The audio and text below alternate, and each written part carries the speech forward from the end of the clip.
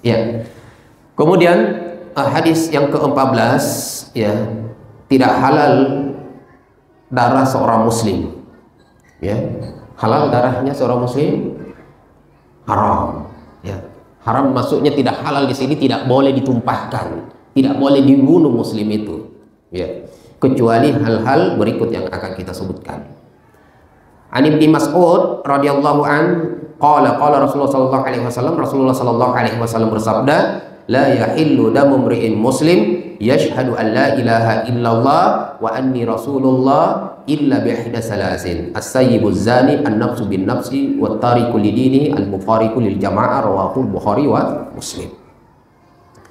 Dari Ibnu Mas'ud, Abdullah Ibnu Mas'ud radhiyallahu anhu mengatakan Rasulullah sallallahu alaihi wasallam bersabda, tidak halal darah seorang muslim yang bersyahadat bahwa tiada Tuhan yang berhak disembah kecuali Allah Subhanahu wa taala dan saya adalah Rasul Allah Subhanahu wa taala, yakni Muhammad sallallahu alaihi wasallam, illa bi ihda salasin, kecuali pada tiga hal, tiga perkara. Ini boleh yang tiga ini. Yang pertama adalah as-sayyibuz zani, seorang laki-laki maupun perempuan yang sudah menikah lalu ia berzina, ya, maka hukumannya dirajam yang sudah menikah.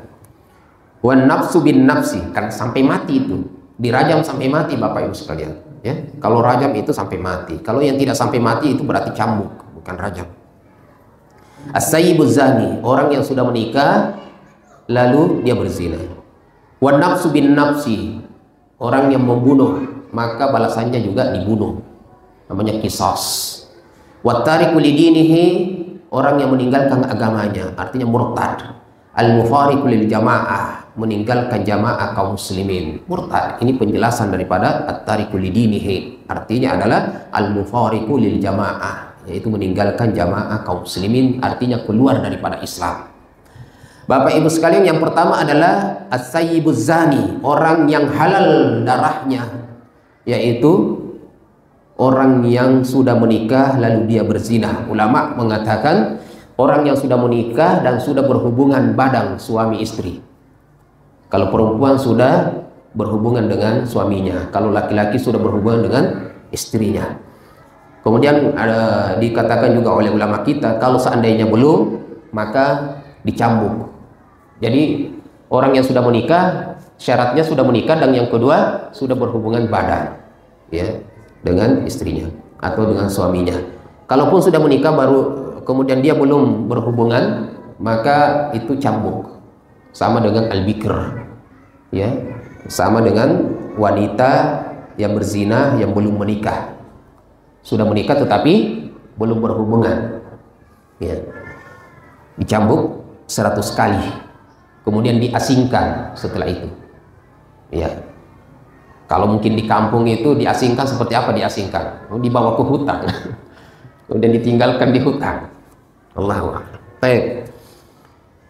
Ya, artinya dikeluarkan dari kampung. Kalau orang-orang kampung biasanya itu apa nak bilang? Nasangkalai. Ya. Itu diasingkan, disimpan di suatu tempat, tidak keluar dari tempat itu, penjara pribadi. Baik Bapak Ibu sekalian yang dimuliakan oleh Allah Subhanahu wa taala. Jadi an-nafsu bin nafsi, Allah Subhanahu dalam hadis Rasulullah sallallahu alaihi wasallam mengatakan man baddala dinahu faqtuluhu. Ini untuk yang meninggalkan agama, ya, yang ketiga. Dalam hadis mengatakan siapa yang meninggalkan agamanya maka bunuhlah dia. Ya, maka bunuhlah dia. Nah, saya kembali ke as-sayyibuz zani. Hukum zina ini ada dua macam Bapak Ibu sekalian. Yang pertama muhsan. Muhsan itu artinya yang sudah saya sebutkan tadi, sudah menikah dan sudah berhubungan badan, maka dia dirajam sampai mati. Sampai mati. Kemudian yang berzina yang kedua adalah yang belum menikah, maka ini dicambuk 100 kali, kemudian diasingkan. Rasulullah sallallahu alaihi wasallam dalam hadis dikatakan az-zaniyatu waz-zani fajlidu kulla wahidin minhuma mi'ata jaldah. Pezinah laki-laki, perempuan maupun laki-laki, ya, cambuklah dia setiap orang masing-masing 100 kali. Masing-masing 100 kali. Tentang an-nafsu bin nafsi, ya, yaitu jiwa dibalas jiwa, nyawa dibalas nyawa. Allah Subhanahu wa taala berfirman, "Wa katabna 'alaihim fiha anna an-nafsa bin nafsi." Dan telah kami catat bagi mereka, tentukan bagi mereka di dalam kitab bahwa nyawa dibalas dengan nyawa. Itu namanya apa, Bapak Ibu? Qisas. Ya. Allah Subhanahu wa taala juga berfirman dalam surat An-Nisa, "Wa may yaqtul mu'minan muta'ammida wa ghadiballahu 'alaihi." "Wa may yaqtul mu'minan muta'ammidan fajazaohu jahannam khalidan fiha." Barang siapa yang membunuh mukmin dengan sengaja, maka balasannya adalah api neraka jahanam kekal di dalamnya. Wa ghadiballahu alaihi, dan Allah murka kepadanya. Wa la'anahu, dan Allah melaknat dia. Wa a'addalahu 'adzaban 'azima, dan Allah janjikan kepada mereka azab yang sangat besar. Dalam hadis Rasulullah SAW mengatakan, qatlul mu'min a'zamu 'indallahi min zawalid dunya. Seorang yang membunuh mukmin itu di sisi Allah Subhanahu wa taala lebih besar kerusakan yang dia lakukan daripada rusaknya dunia. Iya, padahal kalau dunia rusak, Bapak Ibu sekalian, mati semua orang. Ini isyaratnya kemana? Bahwa besar dosanya orang membunuh seorang muslim. Iya. Sampai Allah memberikan perumpamaan seperti itu. Nah, tentang kisos, Allah Subhanahu wa taala berfirman, "Ya ayyuhalladzina amanu kutiba 'alaikumul qisasu fil qatla." Wahai orang-orang yang beriman, telah dicatat bagi kalian, ditentukan bagi kalian qisas fil qatla, yang berkenaan dengan pembunuhan, orang yang dibunuh. Baik. Ada syarat kisos. Yang pertama adalah pembunuhnya harus berakal sehat. Jadi bukan orang gila yang membunuh, ya. Bukan orang gila. Yang kedua, dia sudah balik, bukan anak-anak. Kan dalam hukum kenegaraan kita juga begitu, ya. Anak-anak itu tidak sama hukumannya dengan orang dewasa. Orang gila juga tidak sama hukumannya dengan orang sehat. Pembunuhnya bukan ayahnya, bukan ibunya, bukan kakeknya, bukan neneknya, ya, dari yang dibunuh ini. Yang ketiga, korban adalah yang dilindungi jiwanya dalam Islam, ya, bukan yang diperangi. Kalau yang diperangi tadi, wattariku lidinihi, ya. Kemudian yang kelima adalah para penuntut kisos sudah mukallaf, ya, sudah mukallaf, ya, muslim, kemudian baligh, itu mukallaf. Tidak, jadi dia muslim, dia baligh, bukan orang gila. Jadi yang apa, yang menuntut harus dikisos orang ini karena membunuh adalah bukan orang stres, bukan anak-anak, bukan orang gila, bukan anak-anak. Kemudian penetapan kisos oleh pemerintah, oleh hakim, bukan masing-masing sesama saling mengkisos. Ya, sekarang ini kan dibunuh keluarganya, pergi juga nah bunuh pembunuhnya, saling mengkisos. Ini bukan kisos namanya.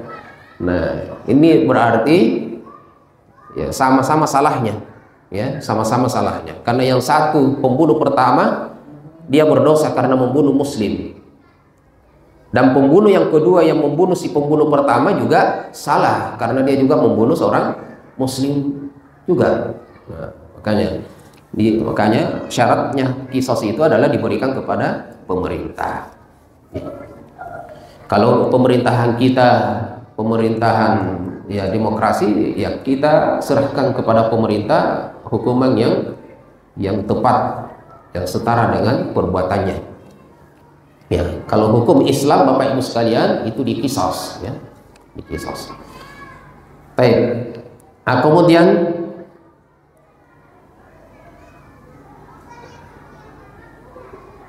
ya, Nah ini ada hadis seperti ini Bapak Ibu sekalian. Rasulullah SAW bersabda, "Izal taqal muslimani bisayfihima fal qatil wal maqtul finnar." Apabila dua muslim ya, saling membunuh, bertemu antara pedang mereka berdua, artinya saling membunuh. Fal qatil wal maqtul finnar. Orang yang membunuh dan yang dibunuh sama-sama di neraka. Nah, jadi kalau terjadi perkelahian antara dua muslim ini, maka yang dibunuh maupun yang membunuh sama-sama di neraka ya balasannya. Maka para sahabat bertanya, "Ya Rasulullah, hazal qatil fama balul maqtul?" Ya, kami faham kalau orang yang membunuh di neraka balasannya. Tapi bagaimana yang dibunuh? Dia kan dibunuh, masa masuk neraka? Qala innahu kana harisan ala qatli sahibihi. Rasulullah mengatakan karena dia juga bersungguh-sungguh ingin membunuh saudaranya. Cuma kebetulan dia mati. Kebetulan dia yang terbunuh. Kan waktu berkelahi Bapak Ibu sekalian, yang dibunuh juga kan ingin berusaha membunuh saudaranya. Tapi karena dia kalah dan dia yang terbunuh, maka yang hidup maupun yang mati itu sama-sama diancam neraka oleh Allah Subhanahu wa taala. Wa hadza yadullu ala anna man sa'a fi qatlil muslim wa ata bil asbabil lati biha yaqtulul muslim fa innahu finnar. Maka kedua-duanya sama-sama di neraka karena sama-sama berusaha ingin membunuh saudaranya.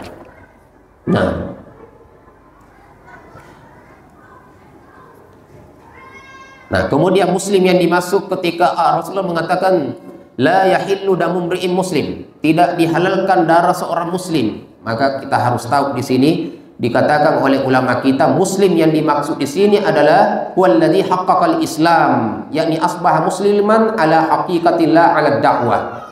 Muslim yang dimaksud di sini adalah muslim yang benar-benar taat kepada Allah secara hakiki, yaitu menjalankan perintah Allah dengan baik, la ala dakwah, bukan hanya panggilan muslim.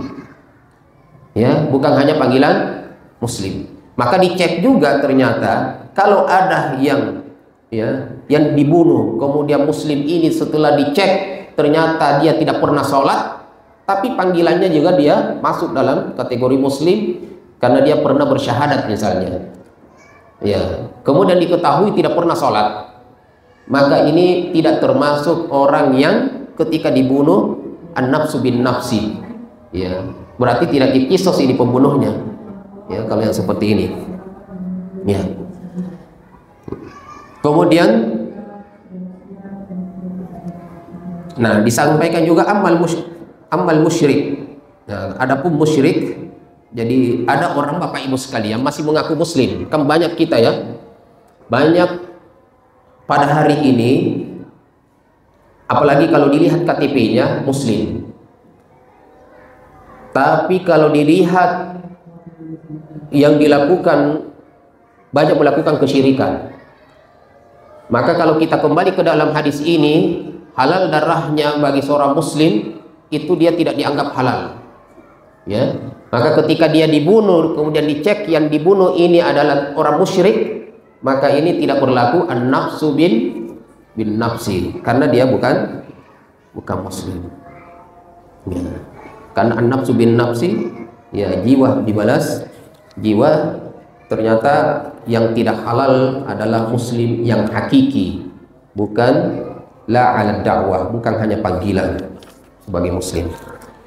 Ya, mungkin ini Bapak Ibu sekalian yang bisa saya sampaikan. Mudah-mudahan ada manfaatnya. Barakallahu fikum. Wassalamualaikum warahmatullahi wabarakatuh.